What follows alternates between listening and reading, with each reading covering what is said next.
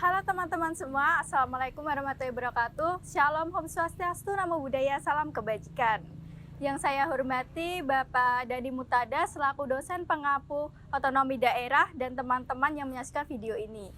Sebelumnya perkenalkan kami dari kelompok 2 Rombel 2 Hukum Otonomi Daerah pada hari Jumat pukul 15.00 waktu Indonesia Barat. Perkenalkan nama anggota kelompok kami. Yang pertama ada Arya Mes Rizky dengan NIM 811420060. Yang kedua ada Fanya Fitri Arsya dengan NIM 811420061. Yang ketiga ada Konita Marseli dengan NIM 811420062. Dan yang keempat ada Dona Febiani dengan NIM 811420063. Dan yang terakhir ada Dida Velanika Ratno dengan NIM 811420064. Nah, pada kesempatan kali ini kelompok kami akan menyajikan video mengenai permasalahan pedagang kaki lima atau sering disebut dengan PKL dan upaya penyelesaiannya menurut otonomi daerah. Nah, langsung aja kita memasuki video dan materinya ya teman-teman.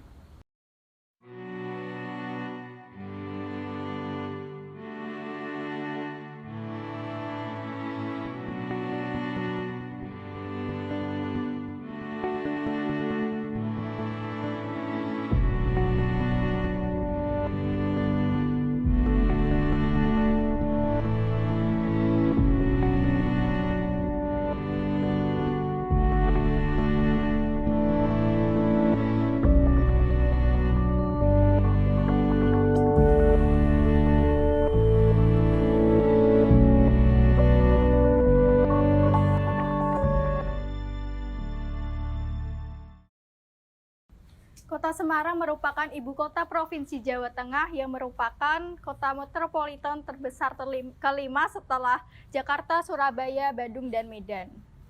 Kota Semarang memiliki jumlah penduduk sekitar 2 juta jiwa. Banyaknya jumlah penduduk di Kota Semarang menyebabkan kemacetan lalu lintas. Nah, salah satu penyebab kemacetan lalu lintas di Kota Semarang yaitu adanya PKL atau pedagang kaki lima. PKL atau pedagang kaki lima yaitu para pedagang yang berjualan di sekitar trotoar yang biasanya digunakan untuk para pejalan kaki. Mereka biasa berjualan di tempat yang strategis atau tempat umum di sekitaran pusat perbelanjaan, pusat perkotaan, pusat pendidikan, dan pusat perhotelan. Dengan begitu, PKL yang ada di sepanjang Kota Semarang itu menyebabkan kemacetan lalu lintas karena seringkali mereka tidak memiliki parkiran dan parkirannya seringkali berada di jalan raya. Dan adanya PKL dapat mengganggu aktivitas warga Kota Semarang itu sendiri. Permasalahan pelaksanaan otonomi daerah di Kota Semarang. Ya, salah satunya adalah semakin jamurnya pedagang kaki lima di banyak titik di Kota Semarang.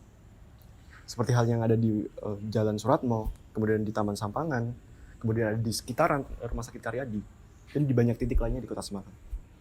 Ya, seperti yang kita tahu, permasalahan ini terlampau lama, di mana pemerintah tidak sungguh-sungguh untuk menangani permasalahan ini. Ya, mungkin itu entah karena memang pedagang yang nakal, ataupun memang karena pemerintahnya yang malas-malasan untuk kerja. Ya, apapun itu, keberadaan pedagang kaki lima ini bisa dianggap masalah yang serius bagi pemerintah daerah, yang mana banyak dari pedagang kaki lima ini menggunakan bahu jalan, trotoar, yang mana hal ini sangat mengganggu pengguna jalan, baik itu pejalan kaki maupun pengguna kendaraan bermotor. Pedagang kaki lima yang tidak terakomodasi dan semakin menjamur di Kota Semarang, ini bisa dikatakan sebagai bibit suatu permasalahan di Kota Semarang. Yang mana dengan adanya pedagang kaki lima yang tidak terakomodasi ini, menyebabkan berbagai masalah yang lainnya. Seperti halnya yang pertama, kemacetan. Yang mana dengan pedagang kaki lima yang menggunakan bahu jalan, kemudian trotoar, menyebabkan kemacetan di jalan raya. Kemudian yang kedua, mengurangi estetika tata kota wilayah. Yang mana pemerintah sudah menata kota sedemikian rupa, akan tetapi pedagang kaki lima tersebut dengan seenaknya menggunakan tempat tersebut. Apalagi banyak dari pedagang kaki lima ini tidak acuh terhadap kebersihan lingkungan. Kemudian yang ketiga, meningkatkan laju urbanisasi. Yang mana seperti yang kita tahu, urbanisasi adalah perpindahan masyarakat dari desa ke kota. Ya, apapun itu alasannya, akan tetapi banyak sekali permasalahan yang ditimbulkan dari urbanisasi ini. Yang pertama seperti kriminalitas, kemudian kepadatan penduduk, pemukiman lumuh, dan banyak permasalahan lainnya. Kemudian permasalahan yang keempat adalah banyak sekali dari pedagang kaki lima yang kemudian membuang sampahnya ke pinggiran sungai, kemudian hal itu menyumbat saluran air. Dan hal ini akan berimplikasi kepada terjadinya suatu kebanjiran. Nah, permasalahan yang kelima akan menyebabkan suatu lingkungan kumuh, yang mana banyak dari pedagang kaki lima ini mendirikan usahanya itu secara permanen, dan kemudian mereka meninggali tempat tersebut secara lama.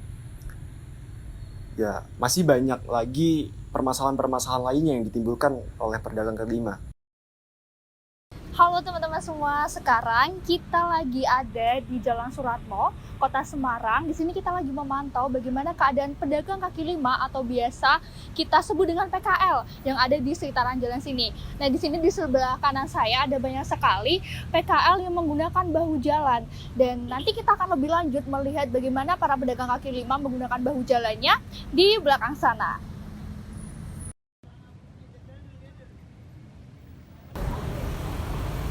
Oke, di sini ada banyak sekali di belakang saya itu ada beberapa para pedagang kaki lima, itu juga banyak sekali yang menggunakan bahu jalan untuk parkir.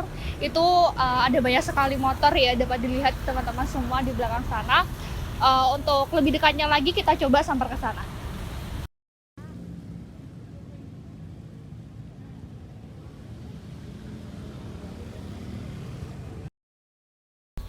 Melihat permasalahan yang ditimbulkan dari adanya PKL, pemerintah harus memiliki solusi dan peraturan yang tegas untuk menyelesaikan masalah tersebut. Jadi, apa saja solusi yang dapat pemerintah lakukan? Langsung saja kita bahas yuk. Yang pertama, pemerintah harus menegakkan aturan yang ada pada hukum. Aturan tersebut dibuat untuk menjamin ketertiban di masyarakat. Hukum dan aturan tersebut berlaku pada setiap orang dan tidak bisa terbang pilih. Dalam hal ini, pemerintah harus menjalankan fungsinya dalam penegakan hukum seperti membuat peraturan daerah yang mengatur tentang PKL. Yang kedua, pedagang kaki lima seharusnya menyadari akan peraturan yang ada. Mereka harus menyadari bahwa mencari nafkah tidak harus menggunakan badan jalan.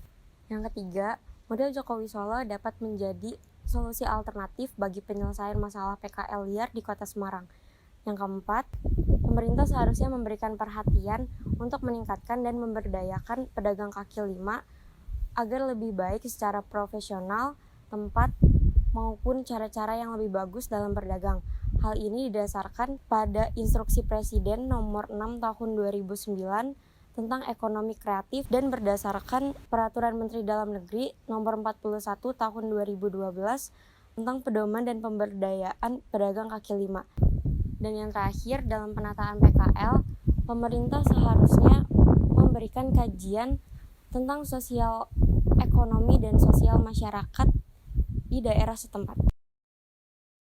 Solusi yang dapat dilakukan oleh pemerintah daerah harus sesuai dengan otonomi daerah masing-masing. Dalam hal kasus pedagang kaki lima yang sudah dijelaskan tadi, upaya strategis pemerintah daerah harus sesuai dengan otonomi daerah Kota Semarang. Nah, dengan begitu, langsung saja yuk kita bahas keterkaitan antara pedagang kaki lima dengan otonomi daerah Kota Semarang. Otonomi daerah merupakan salah satu upaya strategis yang memerlukan pemikiran yang berdimensi ke depan, lalu dirumuskan ke dalam kebijakan otonomi daerah yang sifatnya menyeluruh dan dilandasi prinsip-prinsip dasar demokrasi, kesetaraan, dan keadilan. Hal ini terwujud dengan ditetapkannya Undang-Undang Nomor 23 Tahun 2004 tentang pemerintah daerah yang menjadi dasar pelaksanaan otonomi daerah. Berdasarkan pasal 14 Undang-Undang Nomor 23 Tahun 2004, urusan wajib yang menjadi kewenangan pemerintah daerah juga semakin luas, termasuk di dalamnya tentang perencanaan pengendalian pembangunan. Dengan pengembangan pembangunan daerah, maka menciptakan masyarakat yang adil, makmur, dan sejahtera. Akan tetapi, dalam hal pelaksanaannya, pemerintah daerah juga harus memperhatikan keteraturan dan ketertiban daerahnya agar menciptakan masyarakat yang adil dan nyaman bagi masyarakatnya. Pengembangan dan pembangunan suatu daerah salah satunya adalah melalui sektor perekonomian, yaitu pada sektor usaha. Dan salah satu dari sektor usaha itu adalah pedagang kaki lima atau PKL. PKL menjadi salah satu potensi yang dapat dikembangkan dalam suatu daerah, namun harus tetap memperhatikan tata tertib dan keteraturan dalam di daerahnya agar tidak merugikan pihak lain. Sejalan dengan otonomi daerah, para pemerintah dapat melakukan berbagai kebijakan untuk mengatasi potensi, salah satunya adalah pada PKL ini. PKL dapat dilihat dari berbagai sisi. Salah satunya adalah apabila PKL dilihat dapat memberikan dampak positif pada suatu daerah, maka pemerintah dapat saja membuat suatu kebijakan dengan memberikan lahan untuk para PKL ini melakukan usahanya. Selain itu, pemerintah juga dapat memberikan dengan memformalkan para PKL agar dapat mengajukan kredit kepada bank supaya mendukung usaha yang dilakukan oleh PKL ini. Namun, apabila PKL dilihat dari sisi yang buruk, PKL yang mana ia memberikan dampak pada ketidakteraturan, ketidakestetik pada suatu daerah, maka kebijakan yang dapat diambil adalah dengan penertiban, dengan melakukan suatu penggusuran agar dapat menata suatu daerah tersebut. Otonomi daerah memberikan kewenangan yang sangat luas kepada pemerintah daerah untuk mengembangkan daerahnya dengan potensi yang mereka miliki. Nah, gimana nih teman-teman pembahasan mengenai PKL atau pedagang kaki lima yang ada di Kota Semarang yang sudah dijelaskan pada kelompok 2 tadi. Tadi kan kami telah membahas mengenai kondisi PKL yang ada di Kota Semarang beserta upaya penyelesaian dari pemerintah daerah Kota Semarang itu sendiri berdasarkan hukum otonomi daerah. Mungkin teman-teman bisa melihat kondisi langsung PKL yang ada di Kota Semarang saat ini karena udah beberapa PKL yang mendapat solusi dari pemerintah Kota Semarang itu sendiri. Nah, itulah pembahasan mengenai materi PKL yang ada di Kota Semarang berdasarkan upaya penyelesaian dari pemerintah Kota Semarang dan dari kita sebagai mahasiswa. Kurang lebihnya mohon maaf apabila teman-teman memiliki saran, komentar, kritik bisa disampaikan langsung di kolom komentar yang telah kami sediakan. Terima kasih. Wassalamualaikum warahmatullahi wabarakatuh.